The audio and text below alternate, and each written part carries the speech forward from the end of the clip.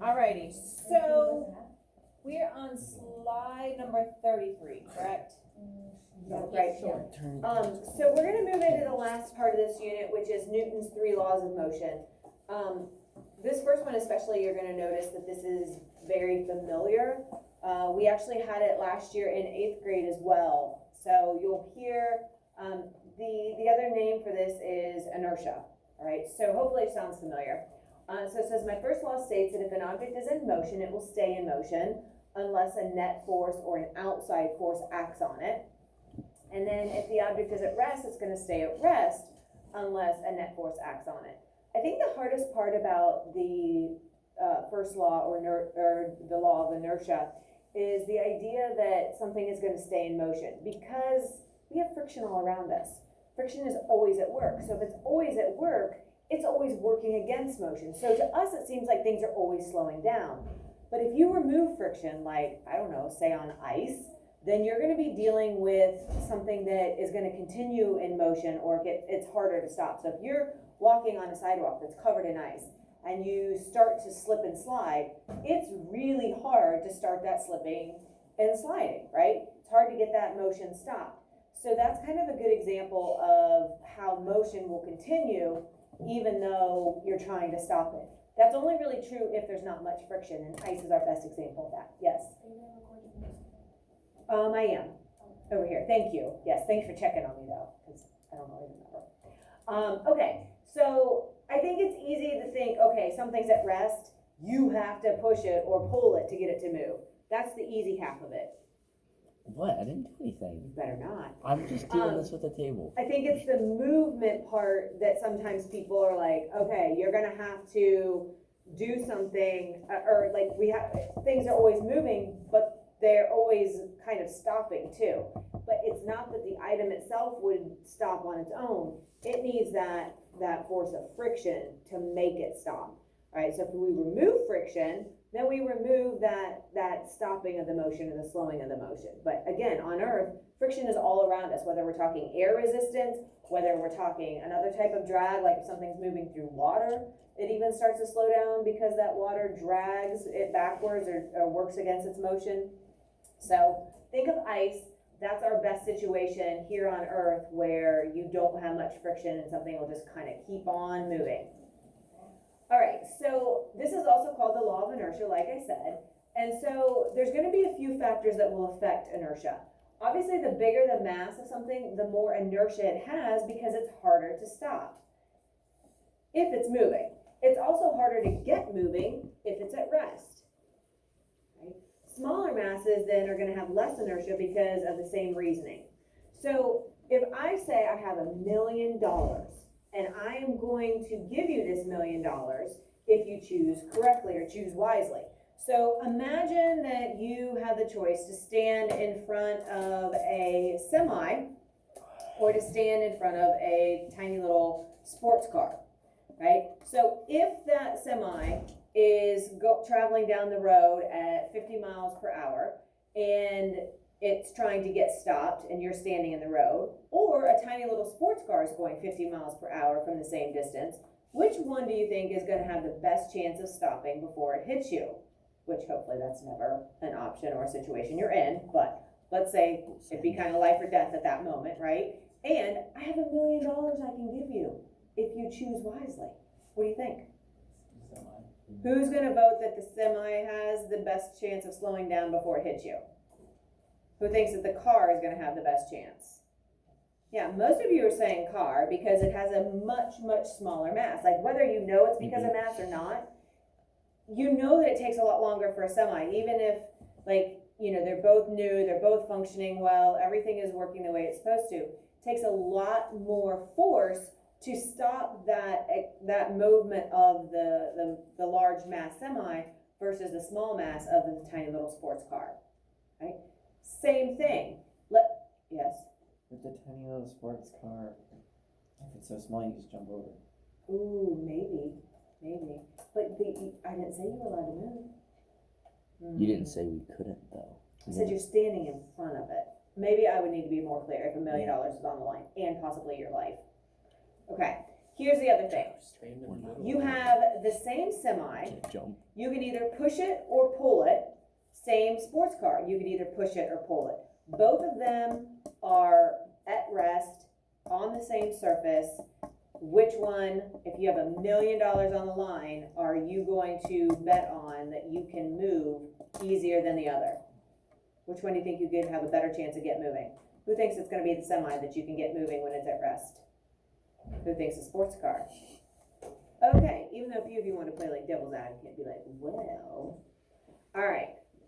Whether or not, again, you understand, like, all of you have that understanding, whether you realize it's all because of the mass of the vehicle or not, but it's kind of common sense, right? You think, oh, it's harder to stop the heavy mass semi, it's harder to get moving that heavy mass semi.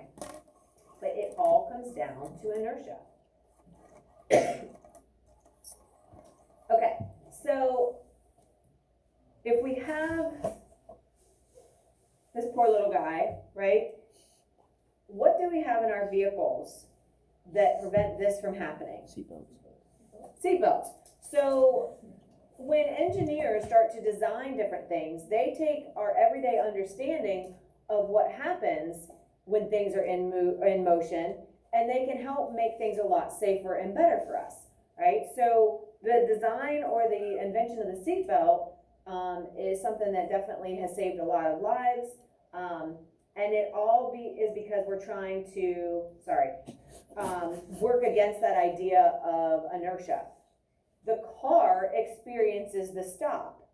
The poor little guy did not feel the same stop. When you're in a vehicle, you feel like you're part of it, but you are not part of it if you are not like strapped in. Same thing for like rides like at amusement parks. You are not part of that seat until you are strapped into it, which is why, or the bar comes down, right? So, which is why you want to make sure that, you know, you are nice and strapped in securely, because when the ride starts going upside down and like making tight curves and things like that, you want to stay with that car and not become removed from it. Yes, did you have a question? You would feel the stop if that wall was a bit higher. You would. Now, what force is eventually going to bring him down? Gravity. Okay, good. All right, so the contact force as he hits the brick wall, car feels the force, but he does not. Are there words there? Nothing to fill in? No. For some reason I thought there were words there. No. Okay. And this little cartoon says, I'm not going anywhere unless something forces me to. This one says, I'm going to keep going until something stops me. So this is a perfect example of inertia at work. Whether it's in motion, it's going to stay in motion, or whether it's at rest, it wants to stay at rest. Okay, so this is just kind of an interesting picture. So you have this train and they used to have like stations that had, you know, instead of like subway stations, they had these big train stations, obviously. And so we don't know what happened. Obviously brakes or something malfunctioned, right? And so the force that was supposed to stop the train did not happen. And so the motion of that train is just going to continue doing what it was doing, which was moving along the track. Well, obviously it did not feel the stop of the brakes, whatever malfunctioned. And so it was going to keep going until the other force of gravity pulled it downward, because there was no solid track or solid ground to hold it in place anymore. And so it didn't have that normal force, and so then it fell once it busted through that station wall. So kind of interesting to look at. All right, so obviously inertia is affected by mass. The bigger the mass, the more inertia. The smaller the mass, the less inertia. Obviously this little hamster, or yeah, it looks like a hamster, versus the gorilla. The gorilla has a much larger mass. All right, so if you give the same amount of force to the left to each of these animals, obviously you're going to be able to accelerate or cause that little hamster to move a lot faster than the gorilla, even though you're applying equal force. So smaller masses will change the motion more easily. So if it's at rest, you can get it moving more easily. If it's moving, you can get it stopped more easily.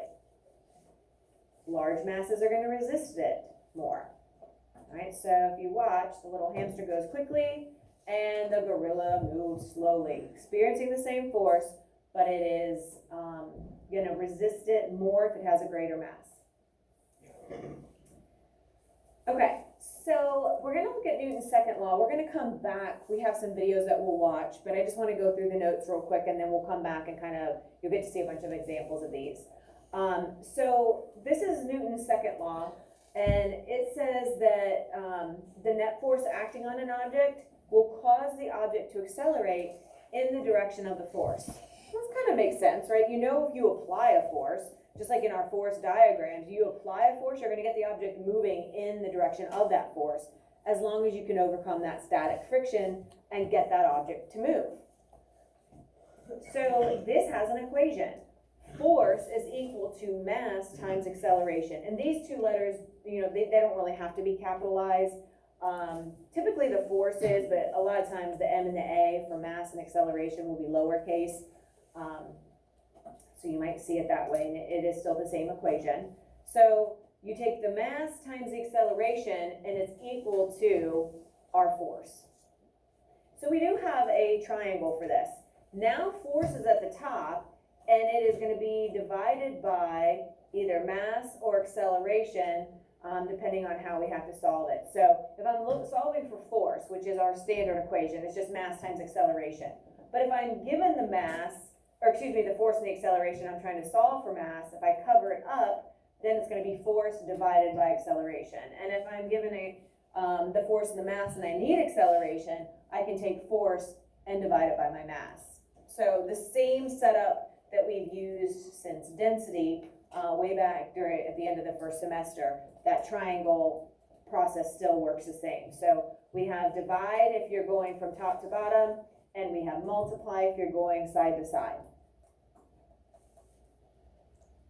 So it's a pretty easy equation. As mass goes up, acceleration goes down.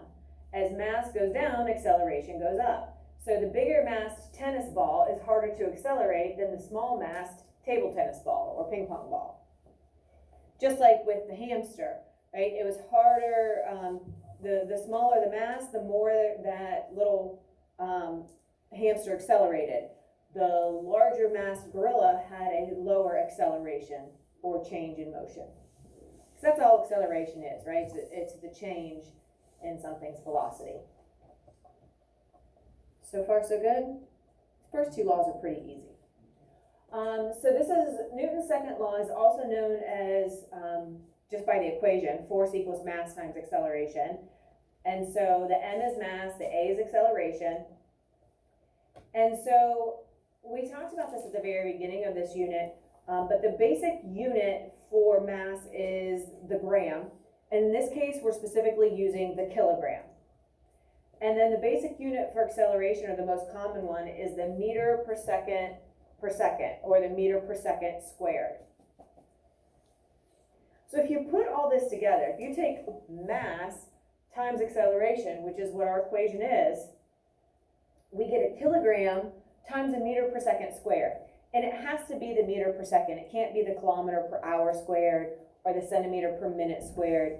It's this specifically and this mass unit specifically as well. All right, so if you take your mass times your acceleration, you get the new derived unit of the Newton.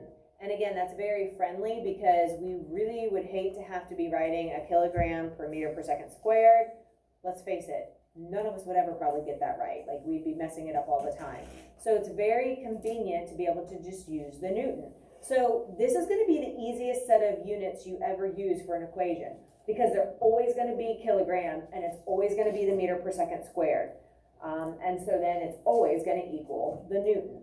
So there's no guess to it. If you see the kilogram, that's identifying your mass. If you see the meter per second squared, that's representing your acceleration.